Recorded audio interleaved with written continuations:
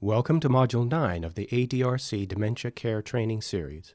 This module focuses on supporting people with intellectual and developmental disabilities who have developed dementia. This module follows the 8 modules developed previously that focused on dementia in the general adult population. If you have not yet viewed Modules 1 through 8, you might find it helpful to do so before viewing Module 9.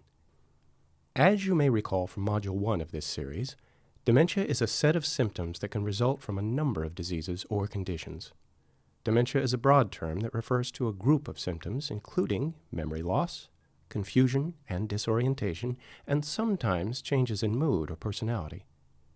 Alzheimer's disease is the most common type of dementia, but there are many others. Dementia is a progressive condition that leads to deficits in memory, judgment, thinking, ability to do self-care, reasoning, and problem-solving. It can also lead to changes in mood and/or personality. An intellectual disability is characterized by significant limitations in both intellectual functioning and in adaptive behavior. Adaptive behavior covers many everyday social and practical skills such as communicating, grooming, dressing, safety, and social skills. An intellectual disability originates before the age of 18 years. An intellectual disability is a type of developmental disability, but not all people with developmental disabilities have an intellectual disability. Definitions of intellectual disability vary by state. Oregon defines an intellectual disability as, quote, significantly sub-average general intellectual functioning, defined as full-scale intelligent quotients 70 and under, as measured by a qualified professional and existing concurrently with significant impairment adaptive behavior directly related to an intellectual disability as described in the Oregon Administrative Rules that is manifested during the developmental period prior to 18 years of age. Individuals with full-scale IQs 71 to 75 may be considered to have an intellectual disability if there is also significant impairment in adaptive behavior, as diagnosed and measured by a licensed clinical or school psychologist, as described in Oregon's administrative rules. The terms intellectual disability and developmental disability are often used interchangeably, but they are different. The definition of developmental disability is broader and includes disabilities related to physical impairment and/or mental impairments not related to low IQ. Developmental disabilities begin in or directly affect the brain. A developmental disability begins prior to age 22. As with an intellectual disability, the resulting developmental disability is expected to continue indefinitely. The developmental disability causes significant impairment of daily living skills and the abilities related to adaptive behavior. Some examples of developmental disability impairments include autism, cerebral palsy, epilepsy, and traumatic brain injuries that occur prior to age 22. Although the definition of intellectual disability used by the Department of Health and Human Services is different from the definition used in Oregon, this graph is used to illustrate the significant overlap between people with intellectual disabilities and those with developmental disabilities. In this training program, our focus is on people with intellectual disabilities, whether or not they also have a developmental disability, and not on the population of those with a developmental disability only. People with Down syndrome represent a large segment of the population of those with an intellectual disability. Named after John Langdon Down, Down syndrome is the most frequently occurring chromosomal disorder and the leading cause of intellectual and developmental delay in the U.S. and in the world. Down syndrome occurs about once in every 671 live births. Although risk for having a child with Down syndrome increases with maternal age, most children with Down syndrome are born to mothers younger than 35. Because of changes in lifespan over recent decades, those born today with Down syndrome can expect to live to about 60 years of age.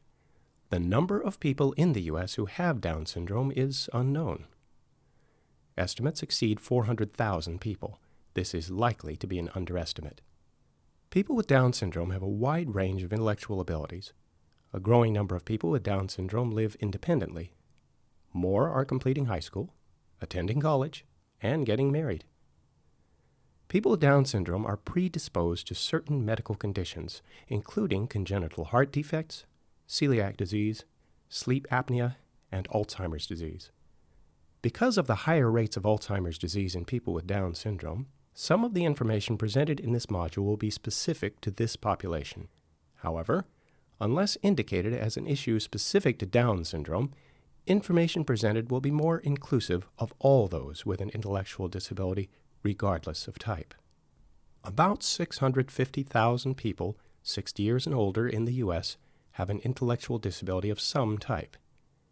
This number will double by 2030. About 8% of these individuals, or 52,000, may be affected by Alzheimer's disease and related dementias, increasing to 104,000 by 2030. The prevalence of dementia in people with Down syndrome is higher than for people with other types of intellectual disabilities. Although the risk for Alzheimer's disease is elevated for those with Down syndrome, it is less than previously thought. Not all people with Down syndrome develop Alzheimer's disease. It is important to focus on people with intellectual disabilities because they represent a vulnerable population, especially as they age. They are often underserved. Bill West, who you will meet later in this module, estimates that based on prevalence data, fewer than 30% of people with an intellectual disability in Multnomah and Clackamas counties are connected to publicly funded services. Furthermore, symptoms of dementia may be missed in people with an intellectual disability because many behavioral changes caused by dementia are often attributed to the intellectual disability. Conversely, because rates of Alzheimer's disease in people with Down syndrome are higher than for the general population, assumptions may be made that a person has Alzheimer's disease when in fact the person has a reversible or treatable condition. When assumptions are made that behavior changes are a result of dementia, then treatable causes are not looked for or identified. It is important to emphasize again that although the rate of Alzheimer's disease is high, not all people with Down syndrome will develop dementia. Another reason to focus on this population centers around family caregivers. The vast majority of people with intellectual disabilities live with their families. Family members comprise about half of those in the social network of a person with intellectual disabilities. Family members, especially parents, are even more central in the lives of men with severe disabilities. These individuals are less likely to have a set of friends apart from family when compared to women, especially women with mild intellectual disabilities. Many caregivers are parents of people with intellectual disabilities and have had a lifetime of providing support. For the vast majority, this role was voluntary, and parents have high levels of personal and social well-being. They have learned to adapt from the time their children were small. However, as parents age and experience their own age-related changes, caregiver burden increases. Parents increasingly worry about the future of their children.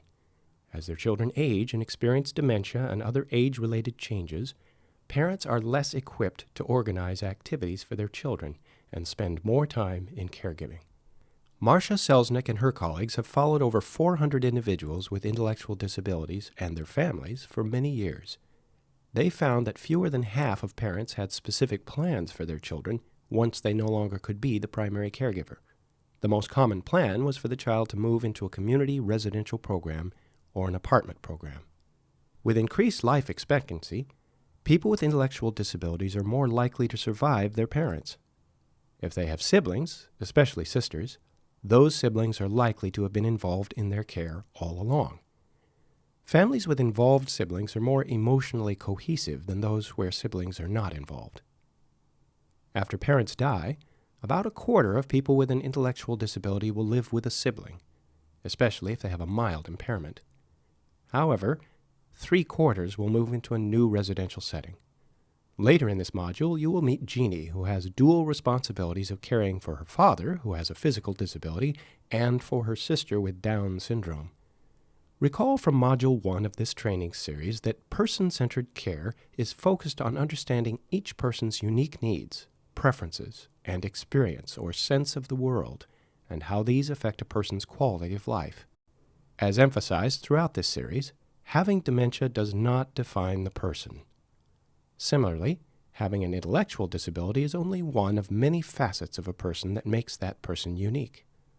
Bill West of the Multnomah Clackamas ARC makes just this point. People with intellectual and developmental disabilities are much more complicated than the diagnosis. and they have a world unto themselves that is unique for them, that is something that is shared with us always when they move through the world, as we do with everybody all the time. It's the same thing. Good dementia care requires a person-centered approach. Person-centered thinking is all about supporting a person to lead a life that they choose and to do things that are meaningful to them. Person-centered planning stresses the importance of understanding an individual, in this case the individual with an intellectual disability, and how that person defines their life goals and developing, with the individual and their family, plans that support those goals. Person-centered care is focused on understanding each person's unique needs, preferences, and experience or sense of the world, and providing support in a way that is consistent with the individual's needs and desires. As a person with an intellectual disability experiences dementia or other life-limiting illness, families become more central in the planning and care process. Jeannie serves as a guardian for her sister Ruth. Ruth has Down syndrome and is showing signs of dementia. She lives in an assisted living residence with their father, who is physically disabled. Her mother had also lived there until her death a few years ago. Jeannie describes what is important to Ruth. She needs to have stability in the sense both of the people who she's interacting with at the most intimate level. I mean, she likes meeting new people, but in terms of ongoing things. And she needs to know when things are going to happen and what they are. And then for her, a big issue is being bored. When she's bored, she'll find something to straighten up or sort or rearrange. And that's a real problem because my dad is not very mobile.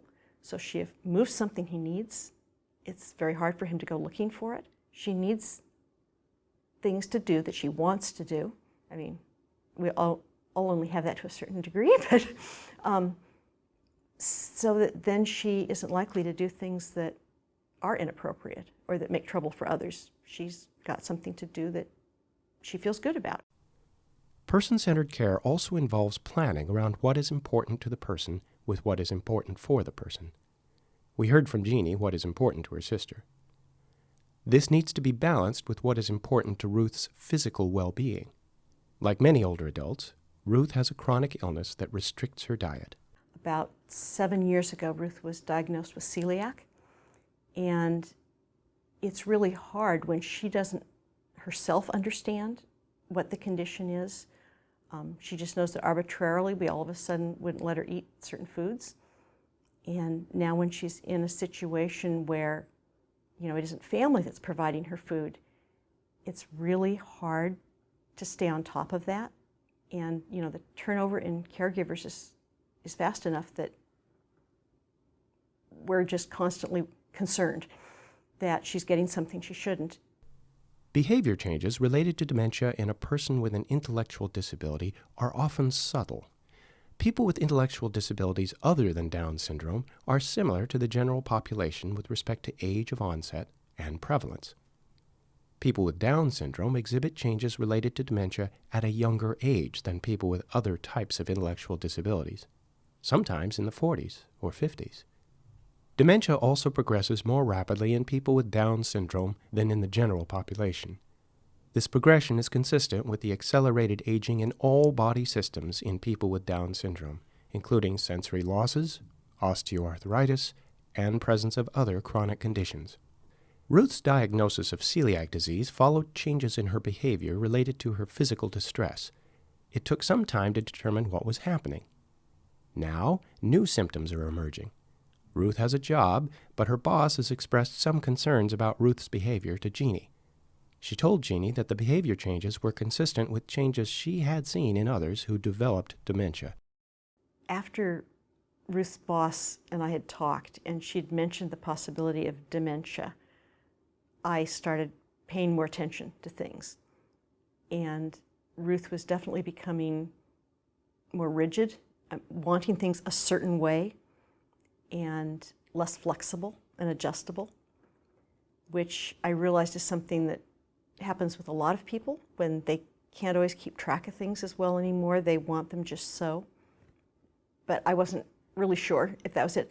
The thing that really jumped out at me was that she had learned how to sign her name in cursive years ago and had always been able to do that. And then I discovered she wouldn't do cursive anymore. She'd only print.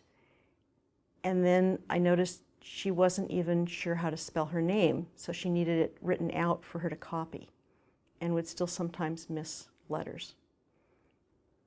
And sometimes when I try to explain something to her, I'm not always sure whether she chooses to not understand because it's not what she wants, or whether she is having more trouble understanding things. Ruth is experiencing a loss of skills, and her behavior has become more rigid and demanding.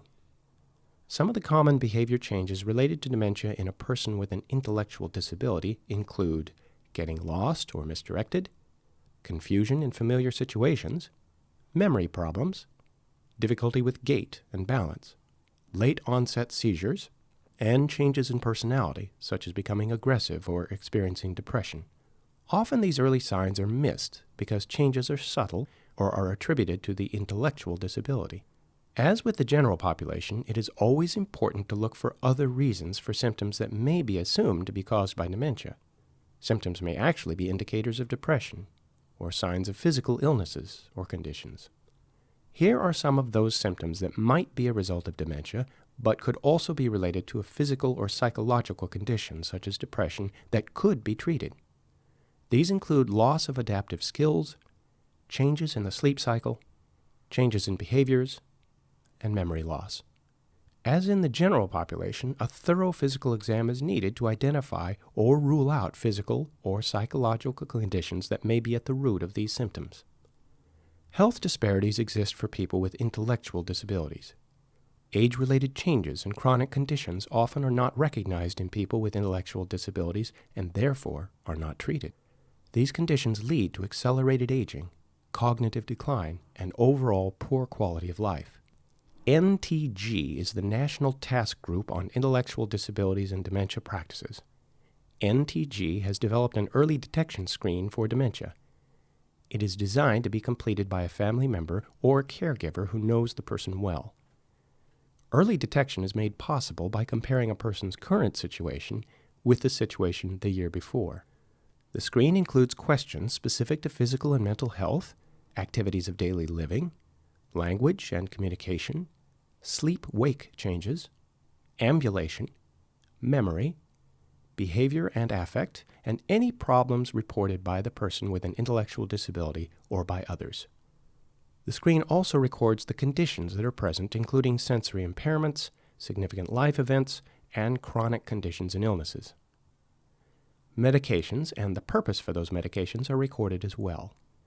The importance of this type of screening tool or documentation of these elements of a person's life cannot be overstated. The challenge for family members or care providers is the time needed to complete the screen and for beginning this documentation process well before any symptoms appear.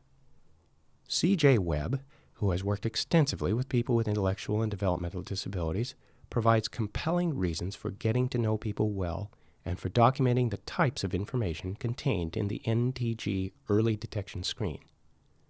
She also describes the importance of getting a diagnosis and providing the right support for an individual. For getting that diagnosis, I think having good baseline data is going to be really important. And I think the baseline is really lifetime information. And thinking about those things that are important to people. And as we grow and change in our lives, those things change. And having that information throughout time is going to be really helpful because you'll know, wait, they're not doing the things they've been liking to do, or they're talking about things that they haven't talked about in a long time. And so really understanding those things that are important to people, how a person likes to be supported, and if that information is collected throughout a person's life, you're going to be able to know that is dementia even going to be an option to be looking at, because you're looking at this information from 15 years ago saying, wait a minute, this is something that I haven't seen in a really long time. As dementia progresses and individuals become more dependent and less able to express themselves, families, or in some cases care providers, become primary decision makers on behalf of the individual. An increased emphasis is given to palliative care, that is, providing emotional support and addressing pain and other sources of physical discomfort. The focus is still on the individual and on ensuring continuity and coordination of care. Communication is central. As with the general population, making the diagnosis of dementia is a process of exclusion. Screening information described previously provide important clues combined with a medical history, physical exam, and blood work. Working with a primary care provider is crucial. Multidisciplinary teams should be employed whenever possible and include social workers, nutritionists, physical and occupational therapists, among others. CJ emphasizes the importance of an ongoing relationship with the person with a disability and the people who provide support. Primary care physicians and the relationship with the person as well as people that are supporting them is going to be really important to be able to get that diagnosis of dementia.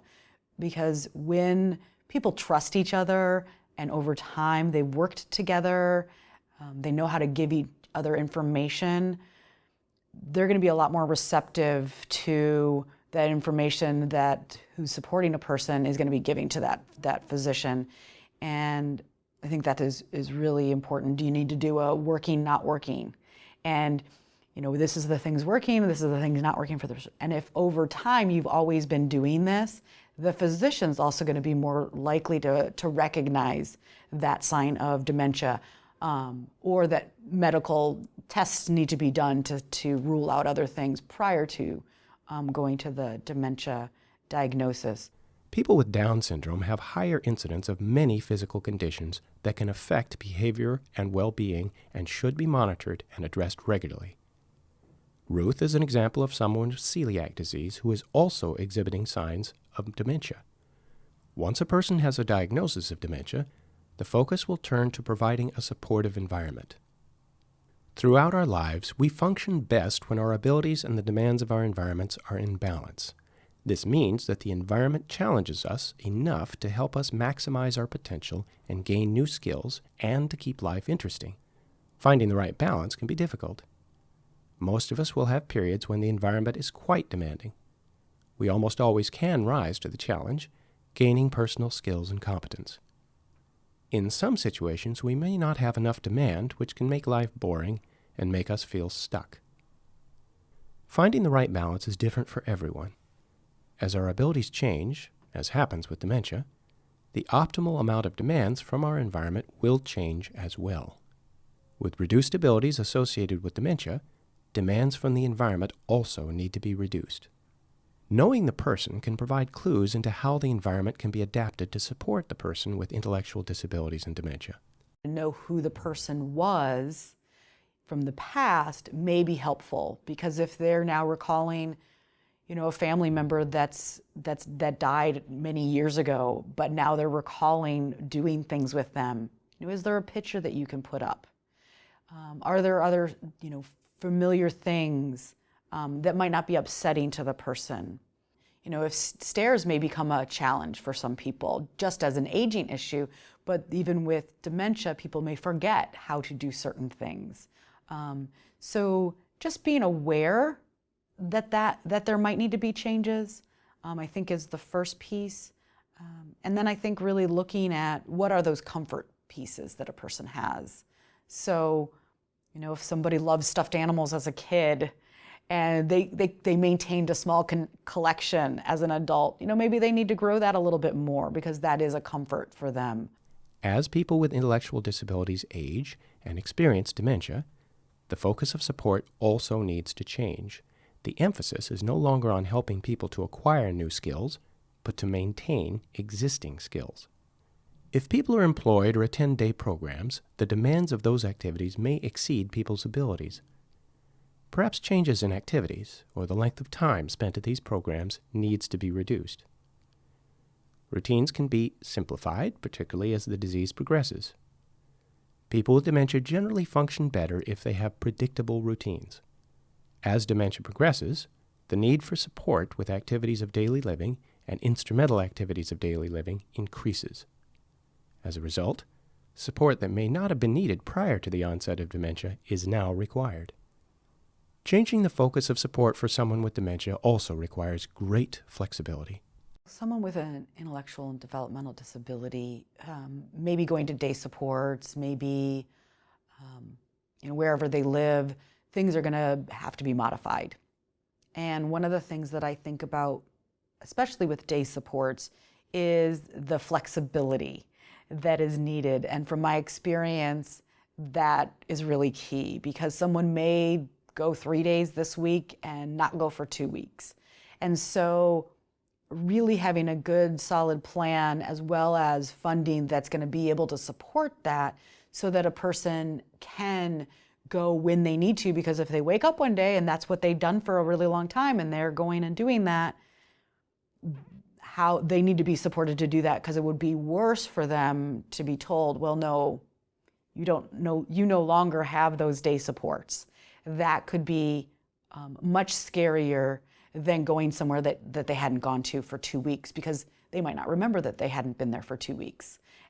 So I think really looking at flexibility in that, and I think that comes along with the people that are supporting them and having that flexibility, because if they're at an adult foster home, there needs to be the flexibility on that end, that they may be home more than they had ever been before, and you don't always know when that is. So thinking about how do you have your shifts a little bit different. So maybe they're shorter shifts so that people can have some more flexibility, that they're maybe a little bit more last minute. But I think a really good plan about what that flexibility could possibly look like, because you can create some scenarios based on who that person is, on what that might be, and really be responsive to that individual's needs. Because I think the key with dementia, from my experience, is I think the hardest part is when the person is scared and when they don't know why they're someplace. And if you can support them on that day that they're feeling good and they want to go and do something, even though it might not be on the schedule today, how to figure out that that schedule is that way, that it is going to be, every single day will be flexible. When considering adapting the environment to meet Ruth's changing needs, think about Ruth's abilities and needs. She is physically active and thrives on social interaction. She likes to organize things and help other people. At the same time, her hearing is growing worse. She must have a gluten-free diet to stay healthy, and she is easily bored. The environment needs to be structured so that she can predict what is happening. She needs to be around people, but her access to food must be controlled. Finally, Ruth needs activity that is meaningful to her. This will change as her disease progresses. Behavior changes and adapting to new ways of support can be overwhelming to family members. Most of the time, it's pretty enjoyable when there's a problem of some kind. We enjoy being together and doing things together. She loves to be with family, so that part's all good. When behavior's inappropriate, it's hard to know what's the cause and how to deal with it. And when changes take place, like has happened now, where it looks like her work may not be an appropriate place for her anymore, that's very overwhelming. In summary, providing a supportive and less stressful environment for a person with an intellectual disability and dementia is similar in many ways to adapting the environment to support the needs of those with dementia who do not have a previous intellectual disability. This includes reducing sensory stimuli so that multiple things are not happening at the same time. Examples include reducing noise levels or serving only one dish at a time. The environment also includes the social environment. How caregivers and family members interact with the person with dementia is of great consequence, as described by CJ. In a residential care setting, this also includes engaging other residents. These individuals will also need assistance in adjusting to the new situation as dementia progresses.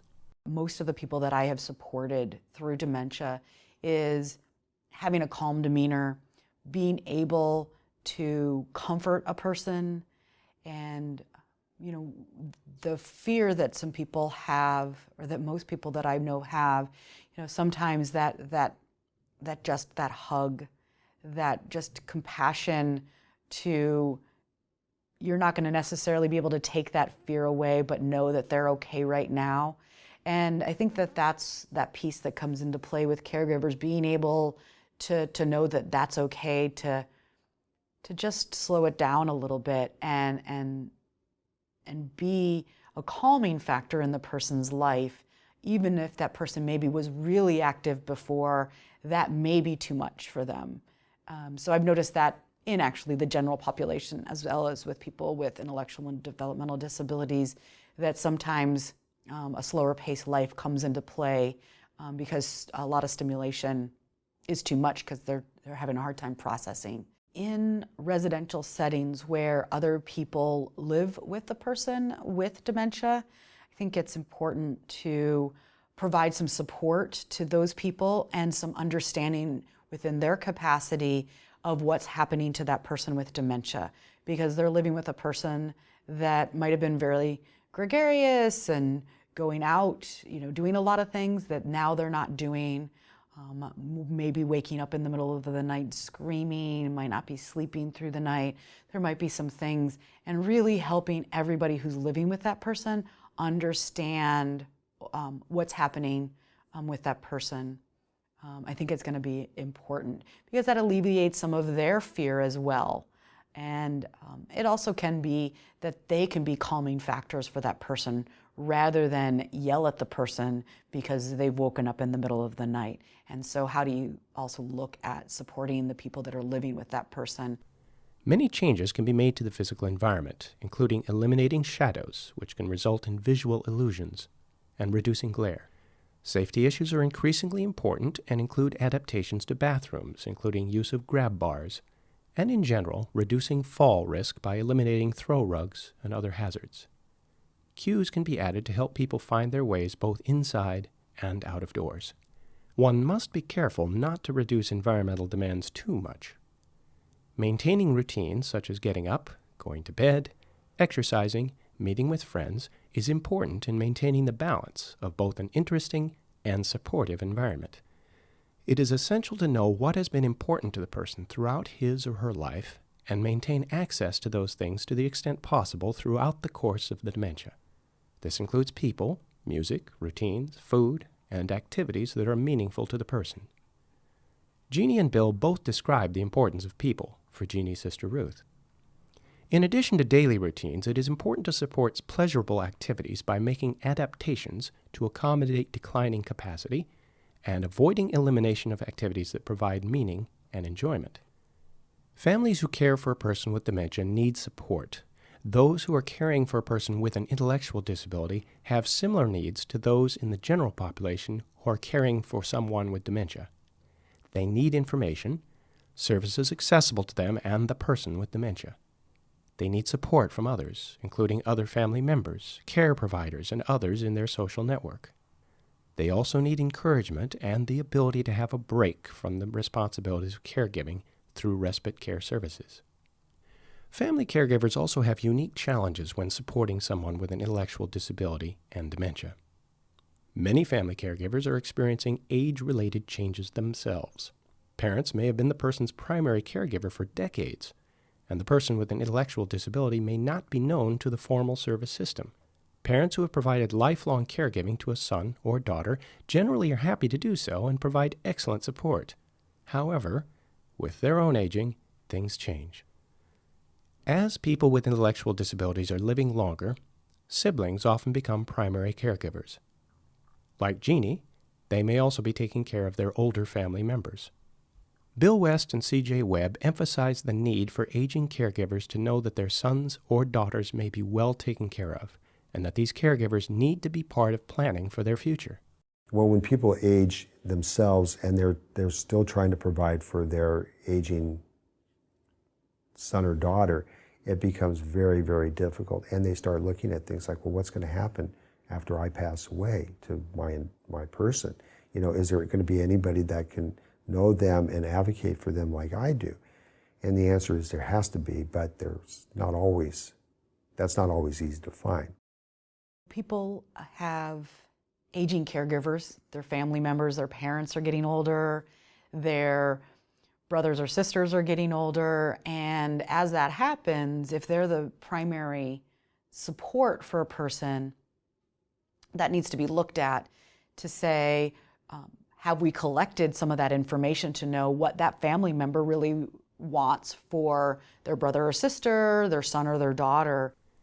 In addition to family caregivers, many people with intellectual disabilities have received support from paid caregivers, either in their own homes or in residential settings. Like family caregivers, paid caregivers need information about intellectual disabilities and dementia. They need support and guidance in adapting the environment to the person's needs. They also need emotional support as they watch a person progressively lose function and eventually die from the dementia. Jeannie describes some of her needs. For a number of years, it was my mother and my father and my sister. And particularly as Mom's health was failing, there were times when we had, 2 doctor's appointments in a day or 4 in a week. And it just completely drains you. And then the other thing is that you're on call 24/7.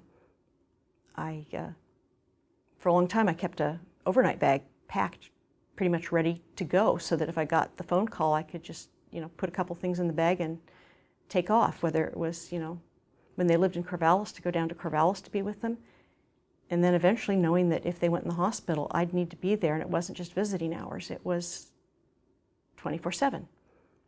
And never knowing when you're going to get that phone call that they need you now. I remember one time when we were out with some friends, and in the middle of that got a phone call saying that Ruth had fallen and couldn't stand up. And so it was like, bye. And I guess, those things happen to everyone to some extent, but when you've got elderly people, it happens a lot more. And the more of them there are, the more often it happens. The thing I miss most in my life right now is that there isn't space for something I'm passionate about, which is something that brings energy and enthusiasm to my life. I'm reading more, and I do enjoy reading, and I've taken up knitting, but they don't have quite the same passion for me that some other things do. And if I could just have someone wave a magic wand, that's what I'd want more than anything would be, at least most days, to get up knowing I'd be able to spend some time doing something I'm passionate about. Because you miss it. You miss it so much. It's kind of the difference between food that's okay and a feast. Jeannie is the primary caregiver and decision maker for Ruth and her father. She receives support from her brother, who is co-guardian and father. She also received guidance about caring for herself and help finding services. I'm really grateful for my brother and father too, who affirm decisions. And just knowing that support's there is huge, that you're not doing this all alone. Something that has really helped me is about 7 or 8 years ago, I took a class called Powerful Tools for Caregivers, and it made such a difference. 2 of the biggest things that I took away from that class were how important it was to take care of myself, which is not something I naturally do. And I think a lot of caregivers don't. But it made me realize that if I didn't take care of myself, I wouldn't be there for her anymore. And that made me see that in a different way. And the other thing was that as much as you can afford it, to have the less pleasant and more boring things, hire people to take care of those things, so that your time with your sister, mother, whoever it is, your loved one, is quality time when you're doing things you enjoy doing together. The personal agent does, which is to help deal with all those other things out there that I don't really know about, and coordinating that's huge, because just coordinating her medical care is enough of a challenge. If I had to go seek out what was available, I would just be overwhelmed. It really helps to have someone who knows what's out there and can help me with those things. Caregivers need reassurance that they've got allies who will help things happen that need to happen, so they don't feel that they're trying to do it all alone. If advanced care and end-of-life planning has not been done, it needs to begin now. This includes engaging the person with intellectual disability in discussions about quality of life. Ruth's sister is thinking about what comes next for Ruth.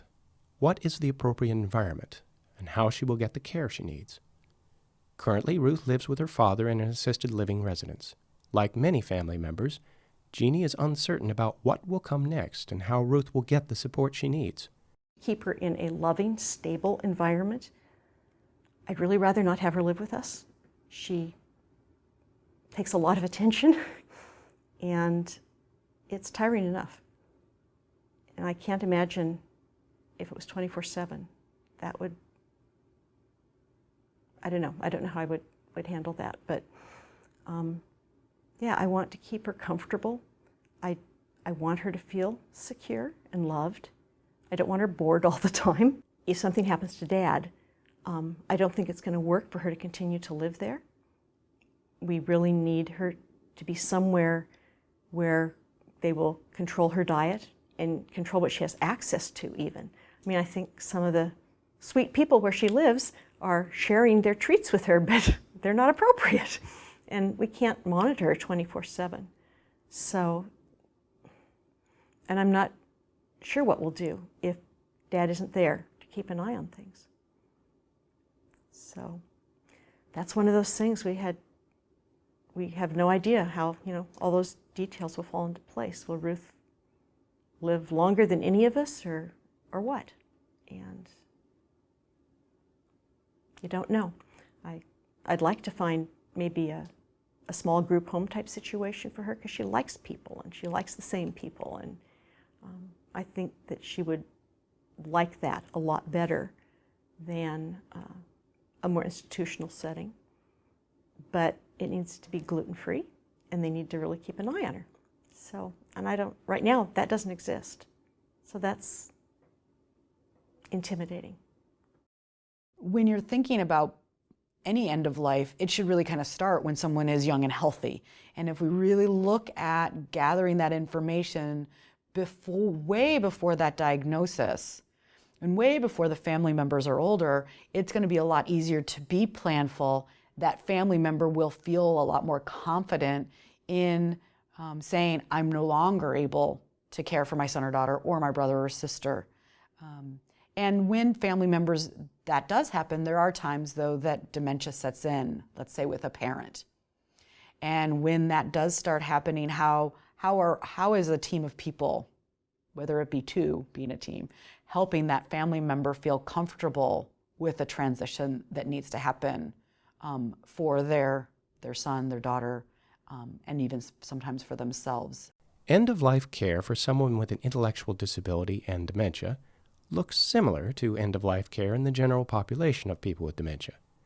The person needs to be as involved as possible in planning for care and identifying those things that contribute to a good quality of life. End-of-life care needs to be person-centered and focused on optimizing quality of life.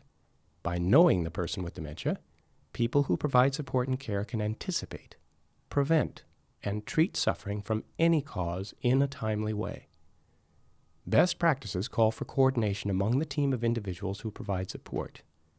This includes family members, paid caregivers, and a host of healthcare and social service providers.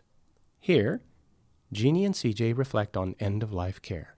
When I think about Ruth's end of life, I guess I mostly think of it in terms of my still being her guardian, Mark and I still being her guardian. If she were to outlive us, that would be another whole issue. But assuming that we're still her guardians at that time, there's all these forms you can fill out, most people, and doctors and hospitals give you these forms to fill out about what kinds of end-of-life care you want and so on. But they are intended to be for someone who can fill them out themselves and sign them. And so I've always felt like we couldn't do that. But it sounds like maybe there are some ways to deal with that, which I'm relieved to hear. We did get a POLST done, a physician's orders for life-sustaining treatment, so that's some reassurance that if something really serious happens, she won't just be kept alive on a machine, which none of us would want. What I've noticed from my experience is that a lot of the progression is similar, but with someone with a developmental disability, it may happen faster. Some of the supports that end up happening are similar to a degree because you really do want someone to be happy, and you really want that somebody isn't afraid, and that those things are happening. So I think when end-of-life planning is happening, it is, again, looking at how can we help a person have as many good days as possible, and if they're having a bad day, how do we support them through that? Another difference might be that sometimes in the general population, we don't gather that information. And so I think someone with an intellectual and developmental disability may have some benefits to thinking about finding that baseline information, recording that information. As we have learned in this module, people with intellectual disabilities and dementia, as well as their families, have some unique needs. Finding support requires knowing the person and working with others who know that person to develop a plan that incorporates flexibility and the acknowledgement that things are changing because of dementia and physical decline. As Bill points out, the service system needs to develop new models of support. People who are supporting folks need to always understand what's available out there in the community and what's available for that individual. And that's not always easy to do, like I mentioned, and can be changing. Other than that, I mean, there's not good models out there for those types of things. I mean, if a person leaves a day program, for instance, a supported work program or whatever, because of a debilitating issue like dementia developing, there's really no services specific to go into. So you just have to kind of piece and paste together things that are needed. We need more services that are targeted for these specific issues. ADRCs can become familiar with resources that would be helpful to people with intellectual disabilities, their families, and other caregivers. The resources developed by NTG are especially helpful and are listed in the companion guide. Other important partnerships include the DD Service System, Centers for Independent Living, or CILS, the Alzheimer's Association, ARCS, and others to collaborate in identifying and bridging gaps in services. These partners can help to identify and add resources to the ADRC database. This includes practitioners in the local community who have specialized knowledge. People who work in the developmental disability field can become familiar with resources that would be helpful to people with intellectual disabilities and their families and caregivers, especially those highlighted by NTG. They can add resources to the ADRC database. They can partner with aging services, CILS, and others to collaborate on bridging gaps in services. They can identify practitioners in the local community with specialized knowledge. This concludes Module 9. Resources and reference materials used to develop this module are in the companion guide. These and other resources are available through the ADRC website and in the companion guide for this module. Please copy this link and complete the short feedback form. We want to know your opinions about this module and how to improve programs in the future. Thank you again for your attention and your support for people with dementia and their families.